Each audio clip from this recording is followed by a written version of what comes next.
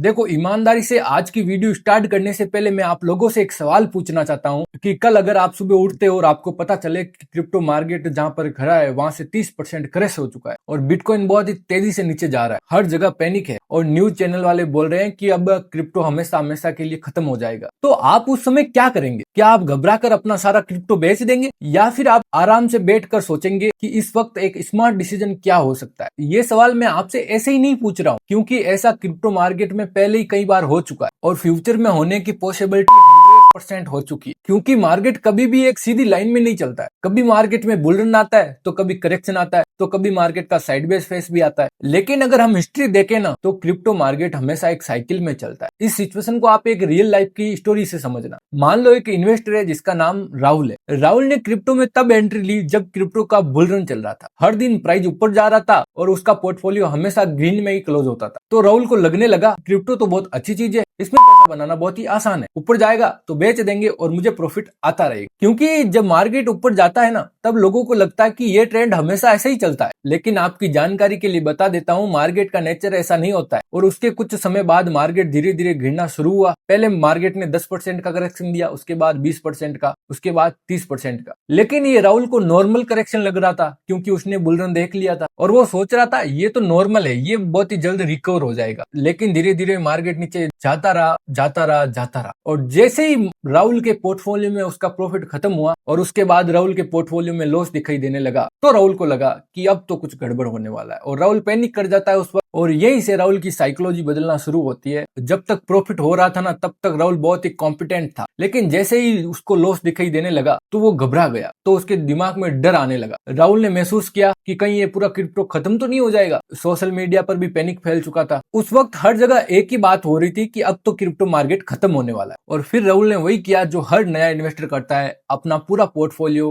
Loss में बेचकर चला जाता है। उसे लगा ये मेरा डिसीजन बहुत ही सही है क्योंकि अब कभी भी मार्केट वापस रिकवर होने वाला नहीं है। लेकिन कुछ महीनों बाद मार्केट धीरे धीरे स्टेबल होने लगता है, मार्केट में डर कम होने लगता है, मार्केट साइडवेज फेस में चला जाता है और फिर मार्केट वापस अचानक मूवमेंट करना शुरू कर देता है। धीरे धीरे बिटकॉइन ऊपर जाना शुरू हो जाता है, ओल्ड कॉइन रिकवर होने लगे और कुछ समय बाद जिस मार्केट ने सबको डरा दिया था वही मार्केट नया ऑल टाइम हाई बना देता है। अब आप खुद सोच सकते हो कि उस वक्त राहुल कैसा महसूस कर रहा होगा। उसने जिस प्राइस पर अपने कॉइन को बेचे थे ना उससे कई गुना मार्केट ऊपर जा चुका था। अगर उस वक्त राहुल ने पैनिक नहीं किया होता और थोड़ा सा पेशेंस रखता ना तो उसका इन्वेस्टमेंट इस वक्त कई गुना बढ़ चुका। और आपकी जानकारी के लिए बता देता हूँ, ये कहानी सिर्फ राहुल की नहीं है, हर उस इन्वेस्टर की है जो मार्केट में बिना जानकारी के आ जाते हैं। और जब मार्केट ऊपर जाता है तो ये लोग एक्साइटमेंट में खरीद लेते हैं और जब मार्केट गिरता है तो ये डर में बेच कर चले जाते हैं। और यही रीजन है जिससे 90% ट्रेडर्स लोग कभी भी क्रिप्टो मार्केट में पैसा नहीं बना पाते। अब यहाँ पर सबसे इंपॉर्टेंट चीज ये है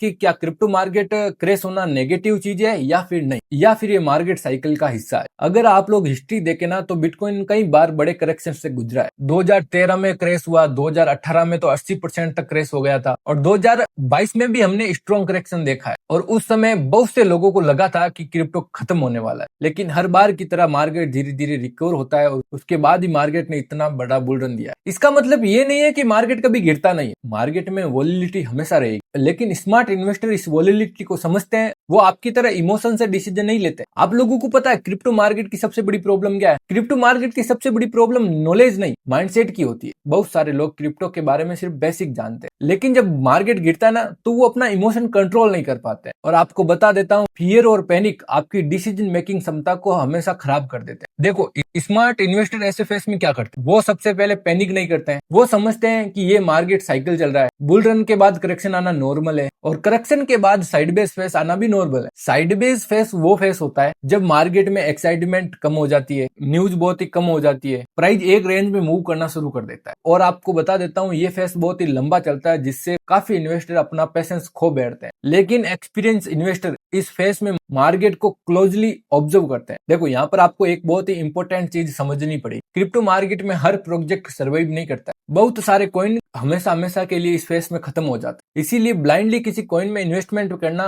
बेवकूफी होती है। स्मार्ट इन्वेस्टर आमतौर पर स्ट्रॉन्ग एसिड में ही इन्वेस्ट करते हैं, जैसे बिटकॉइन और इथेरियम ने भी अपना इकोसिस्टम इतना स्ट्रॉन्ग बना लिया है जिससे कि आजकल इन्वेस्टर उसमें भी इन्वेस्ट करना पसंद करते हैं। इससे अलावा कुछ सिलेक्टेड प्रोजेक्ट है जिनका फंडामेंटल बहुत ही स्ट्रॉन्ग होता है, उनको ही ध्यान में रखना। तो दोस्तों, अब मैं आपको बता देना चाहता हूं कि मार्केट के फंडामेंटल और प्राइस एक्शन को देखकर ऐसा लग रहा है और बड़े लोग भी कह रहे हैं कि मार्केट में एक बहुत ही बड़ा क्रैश आने वाला है, क्योंकि मार्केट जब भी ऊपर जा रहा है तो ये सेलर्स लोग उसको ऊपर जाने ही नहीं दे रहे हैं। तो आने वाले टाइम में आपको क्रिप्टो मार्केट में बहुत ही बड़ा क्रैश नजर आ सकता है। मेरा फंडामेंटल और मेरी प्राइस एक्शन में आपको बता देता हूँ कि ये बिल्कुल ही सही बात है कि बिटकॉइन को $40,000 की प्राइस पर ला सकते हैं ये लोग, क्योंकि उतनी प्राइस पर ये लोग इसलिए ले जाना चाहते हैं क्योंकि वहां पर ये सारे बिगनर इन्वेस्टरों को और हम जैसे इन्वेस्टरों को डरा देंगे, जिससे हम लोग हमारी पूरी इन्वेस्टमेंट लॉस में बेचकर निकल जाएंगे और ये लोग वहां पर कम दाम में खरीदेंगे बिटकॉइन को। उसके बाद बिटकॉइन $1,25,000 का हाई निकालते हुए नजर आएगा आने वाले समय में, मैं आपको बताने वाला हूँ। इसीलिए मैं आपको हमेशा बोलता हूँ कि मार्केट में आपको उतनी इन्वेस्टमेंट करनी चाहिए जो आपको फाइनेंशियली आपकी लाइफ को डिस्टर्ब नहीं करे, क्योंकि मार्केट में कभी भी कुछ भी हो सकता है। और इस वक्त चारों तरफ वॉर की न्यूज आ रही है। डोनाल्ड ट्रंप जब तक अपनी